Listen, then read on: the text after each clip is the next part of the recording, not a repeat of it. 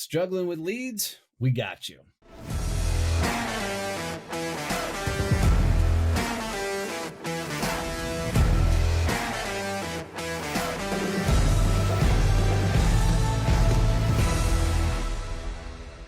Hey, I'm Donnie Bovine, the CEO of Success Champion Networking, best-selling author and speaker. Hanging out with me is Kevin Snow, the sales automation tactician and genius. We teach business owners how to grow and scale through sales, networking, business development, and mindset. And in this episode, we're going to talk about how do you get more leads coming into your business. If you like this content, make sure you are subscribed. So, this is a fascinating thing, and I think we're going to have a fun kind of open conversation on this one. And Kevin and I didn't do a whole lot of back and forth dialogue about how we wanted to approach this one. But I know for me, just the idea of getting more leads for me came about, early when I was selling commercial printing, struggling at sales, and was looking for alternative ways to get business. That's how I found networking. Then through several books and the likes, I learned how, that you could do these things called cold calling, and so for me, I was always in a position of trying to, one, get better at my craft at sales. So I was constantly trying to study sales, and I found a lot of shit that didn't work, which is helpful, but I think for me, the idea of leads almost became a fucking frustration, because throughout my career, if I waited for leads to come in, my business tended to dry up before those leads actually came in. So this will be a fun conversation to talk about leads, to not let my frustration of fucking go sell versus waiting for leads to come in. So I think this will be a lot of fun of how we balance the idea of, let's pick that fight. Marketing should be supporting your sales. Sales should be building your company, and going through. Where do you stand on? I think you stand pretty close to where I do on leads, but walk us through where you're at with leads. So leads are this thing that as salespeople, it's like our arch nemesis. You're always trying to figure out how you get more leads with less work so you can spend more time in front of the clients, and it's, my answer to the question, what are the best ways to generate leads? My answer is whatever works the best for you, whatever actually works for you. I had people on my sales teams that loved knocking on doors. Not a chance in hell that I was going to spend a ton of time doing that. I did it like twice. I'm like, this takes way too much time. I just spent 3 hours. I was in 10 places in this building. I could have made 150 dials. I'm like, this is dumb. So knocking on doors was not a thing for me that I like to do, and it was not effective. So it's really key for people as you're trying to figure out what are the best ways to get leads. It's you're trying everything, and you're giving it an opportunity and saying, hey, does this work? Is this the best use of my time? Is this getting me what I need to fill my pipeline, or do I need to do other stuff? And I think that's really key. I think there's a lot of business owners that we talk to that will just out of hand say, no, that won't work. Yeah, I like that. Let's, because that's me. I'm very much, fuck it, we're not going to do that, which is a legitimate struggle. There's a lot of factors that play into that, but let's go down the different types of leads there actually are, and the different ways that you can get leads, and then, talk through that. We know networking because we talk about it all the time. We know cold calling, we know door to door. What other ways are there to, because I like the door to door thing early on in my career. I wouldn't do it now, because I'm like you, it's more proficient to pick up the phone and call, or it's more proficient to go build a personal brand type of thing. But what are some of the other ways, especially if your sales has not ever been like your full-time thing? What are some ways people could realistically, generate leads? Like for me, social media comes to mind for sure, like LinkedIn in particular. Yeah, social media is huge. Doing your reach outs on LinkedIn, getting in groups in Facebook that actually have your target clients in them, where you can position yourself as the expert. are huge. That's where I spend a lot of my time now when I need to do prospecting and business development stuff, is in the Facebook groups, dropping long ass knowledge bombs on people on how to do things better. So there's that. Uh, you know, I think there's, if we think about what we do on stage, is you got the text message programs from you on stages, or yeah, better said, maybe it's some sort of lead magnet where you put out something that people are like, ooh, I want that information. I don't know if lead magnets are working as well as they used to. you have to be much more. What's the word I'm looking for? You can't just have this general, hey, download this thing and get 5 tips to do something. It has to be Right. much more focused on the content that you're putting out, so that it's answering specific questions for your potential buyer. So it's really important that you understand what that buyer journey looks like, so that you know exactly what questions they're asking. Just 5 tips on how to build an email list. Yeah, you're going to get people that download it, but they're going to be at such a point in their buyer's journey that they're they're not even ready to talk to you. And it's going to take a ton of Right. time to nurture them and develop them to a point where they're ready to talk to someone like me that does actual email marketing and automations. They're just trying to figure out how they get someone to give them an email. Yeah, for sure. A good way to kind of define leads overall is, it's a hand raising activity. And what I mean by hand raising activity, it's something that you either put yourself out there, or information or content out there, where somebody says, hey, I'm interested, want to learn more. So it's you're speaking on stage, guesting on a podcast, putting out an email, putting out social content, reaching out, any activity that gets somebody to say, hey, I'm looking for a little bit more information or interested in your stuff. And so there's a shit ton of different things that you can be doing. I think that most people get overwhelmed with all the different activities. Like there's so many things that you can legitimately do to do a lot of leads and get a lot of leads coming in. How did you ultimately narrow it down for you to which leads you were gonna focus on for your business?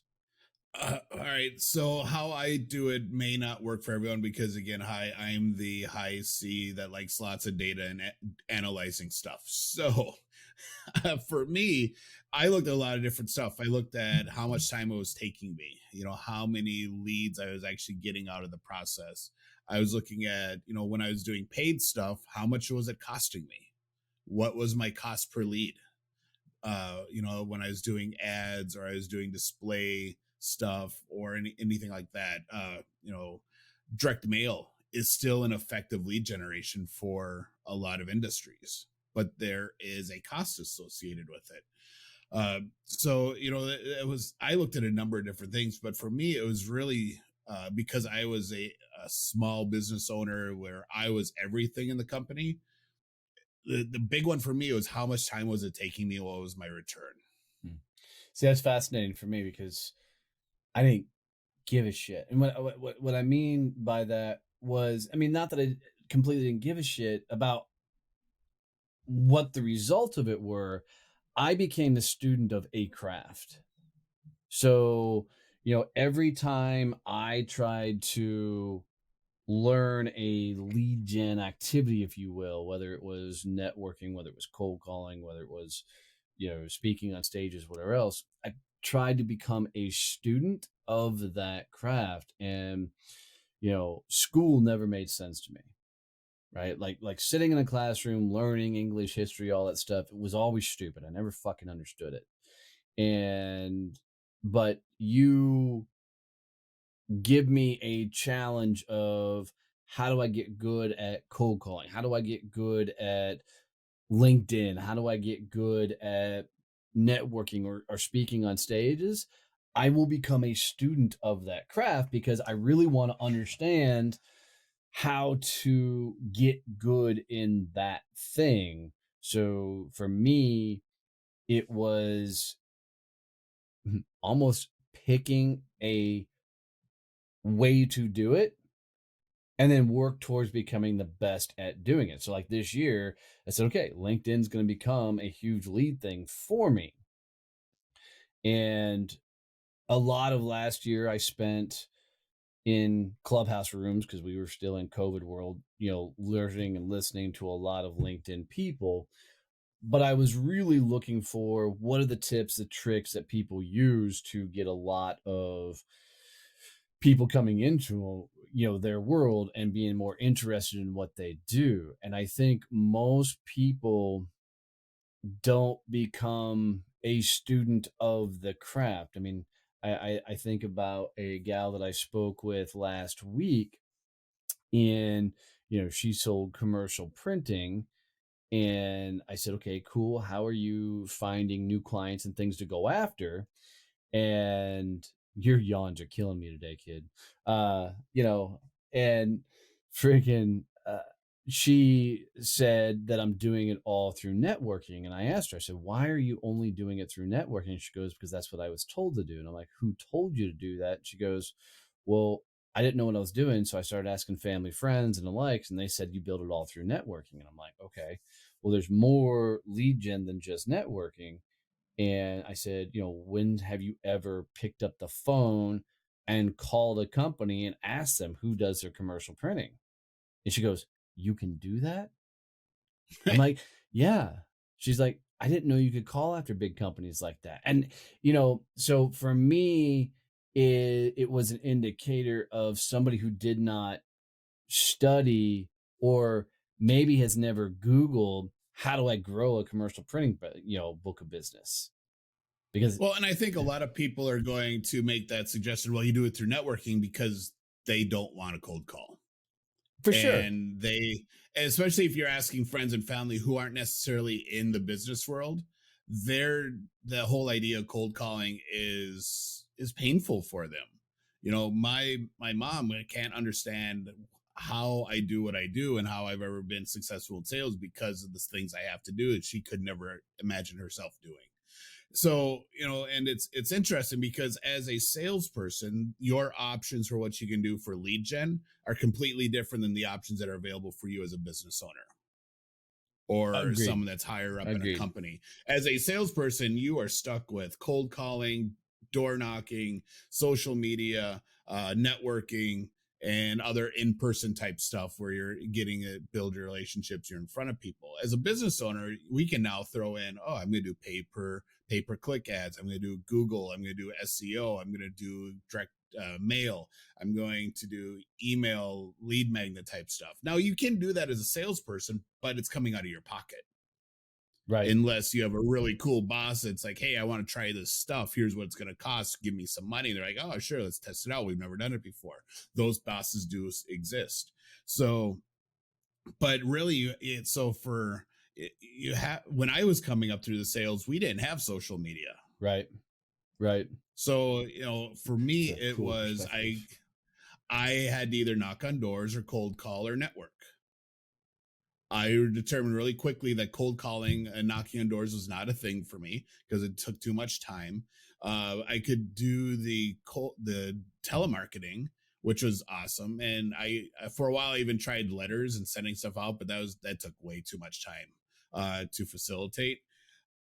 Then I discovered the networking thing. I was like, all right, so this I can actually build out people who pass me good referrals, and I can do less of the dialing. So So I'm curious on that point. Did you figure that out on your own, or did somebody tell you those were your options? Um, I think it was kind of a combination. So a lot of it was all right. So asking other salespeople, all right. So how do I get leads? How are you getting leads? What's working for you? And figuring out, one of the guys on my team, he loved going door to door, so I tried that, Hmm. and that's where I went out with him a few times, and we'd hit a business center and knock on doors, and it was like, all right, cool. So this is a thing. I can do it if I need to. Don't like it. Um, Well, and I think that's what fascinates me about it really is I don't think a lot of people have asked other people how to sell more of what they sell. I mean, like I go back to this commercial printing gal. I wonder if she's ever talked to somebody else who sells commercial printing and says, "Hey, how do you get a bigger book of business?" Because I don't know about you. I mean, when I first really got into sales, I was notorious for going up to the biggest dog in the country or in the company going, "How the hell did you get here? What'd you do?" And I learned a lot of my strategies and tactics by asking questions of the people who had always accomplished it. And I think for a lot of people, they're not asking, you know, their counterparts because, well, I mean, hell, we all grew up in a world where you don't talk to your competition. But for me, shit, that competition may have vital information that I need. And so if that's the only person I got to talk to, by God, I'm going to talk to them. You know, I was when I was at Nextel, we had 3 sales teams in the small business market, and each team had like 10 people. So yeah, they were competition, but we still worked for the same company. And on your team, you still wanted to be the on the top team. So there was still that camaraderie piece where you wanted the other salespeople on your team to succeed because you wanted to be the top team. You wanted your team to be number one. So there was, you know, going up and asking them, there was never any stigma about that oh, Right. you can't talk to your competition. It's like, hey, I'm gonna talk to Chad. He's on my team. He, you know, and he would come and ask me questions. So that was never that the whole competition thing wasn't a thing for us. Now, would I go up and ask a Verizon rep how they were getting business? Probably not. No, I would not have that conversation. I mean, if I Mostly were because at honest, that time I was. I mean, yeah, I Go mean, ahead. I'd say at that, I mean, if I were completely honest, going up in commercial printing, I definitely wouldn't have went to another commercial printer and asked questions. Yo, if I was a solopreneur, maybe. You know, But I think it's also different than when you get onto the business owner level. So if you own the commercial printing company, you know, going up and talking to another commercial printer owner is completely different because they are probably at a different stage of development, and there's that ability to have that peer-to-peer discussion where you're not looked at each other as, hey, you're taking food off my plate. right, You right. know, a salesperson to salesperson, hunter to hunter conversation is completely different because why would I help you sell more stuff? You work for my competitor. And if I help you now, you Right. might sell account that I'm in. Yep. No, I get that. I get that. That makes total sense because I think, yeah, none of the other commercial, even though I knew a lot of the other commercial printing sales guys, they wouldn't have given me, the time of day to have a conversation around that. Mainly because I kicked a lot of their asses, but that's a different story. But I agree from a business owner standpoint. If you Because it's like last week I talked to this gal and she's stepping on the stage getting paid $125,000 for this stage, and like I would do with anybody I sit across from, I'm like, how long have you been working to be able to get on that stage? Which is always my fun first question because I want them to be proud of what they've done, because I'm fixing to ask my second question. And I want to butter them up a little bit too. Because my second question is, how the fuck did you get on that goddamn stage? But that's my natural student of understanding this stuff. Is I learn by actually doing the thing. So I'm always going to be curious. And if I'm not where I'm at, somebody's got that information. And although I'm not very coachable in nature, which I know, I will get things through osmosis and application. So if you tell me what you do, I'll wrap my head around, then I'll go do it, and then I may come back for more questions. But I think a lot of people just aren't out asking of their peers, of their, whether it's the people in their company or if they're a solopreneur running their own business, the other people. I mean, even if they're not in their industry, I think there'd be a ton of value in people asking other people, how are they getting business? And if somebody ever tells you that the only thing they're doing is networking, they're broke. Most times, not all the time, but most times. Yeah, I think having those conversations are really key. And that's why we always, when we're working with other business owners, talking about, hey, you need to have a coach, you need to have some sort of mastermind group that's supporting you so that you have those people surrounding you that you can ask questions of. It's really hard to grow and run a successful business when you're alone on an island Yeah, agreed. and you don't have people that you can talk to. So, you got to be having conversations with other people about, hey, how are you growing your business? Where are you getting leads? How are you finding clients? What are you doing? Are you doing, for B2B, are you doing lunch and learns where you're bringing in business owners to talk about things that are going on in the industry? Are you doing workshops? Are you going to trade shows? Are you sponsoring industry events?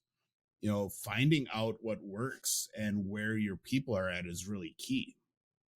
And for me, it's really important to have that understanding when I'm working with a client is, all right, so where do your clients hang out at? Because you can spend a ton of money on things that don't do anything for you Absolutely. if Absolutely. if you don't understand how your clients are actually interacting with the world. Yeah, so I think the biggest thing for this, guys, is one, get curious about lead generation. Get dual focus. Pick one or two things that you can really, really get good at, and then become a student of those things. Like, so if you want LinkedIn to be your thing, become the best on LinkedIn. If you want cold calling to be your thing, become the best cold caller in your industry. But three, get around people that you can ask questions of and get support from, whether it's peer groups, whether it's mastermind groups, networking groups, whatever. Get around people that can help you, figure these things out.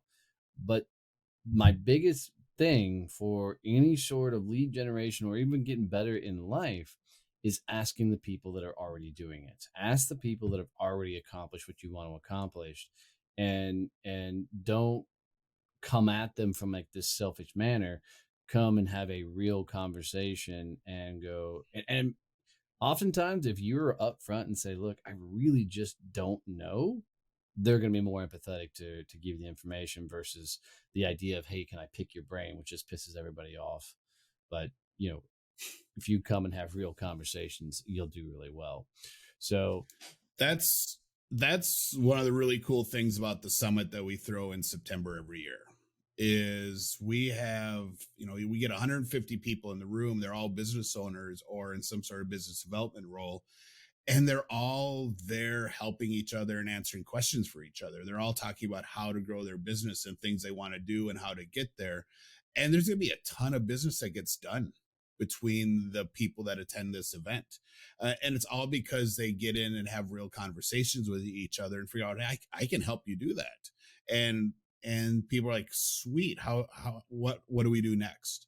And so getting out in front of other people is key, and really having those conversations is going to do so much more to grow your business than just jumping on a phone and making dials. yeah, agreed. It's awesome. It's one of my favorite things we do every year. So, well, as always, guys, if you got any tips, tricks, any value out of this episode, please make sure you're subscribed. Leave us a review and share this out with anybody that would get any sort of value from it. It means the world to us. Love you, made it. See you. Bye.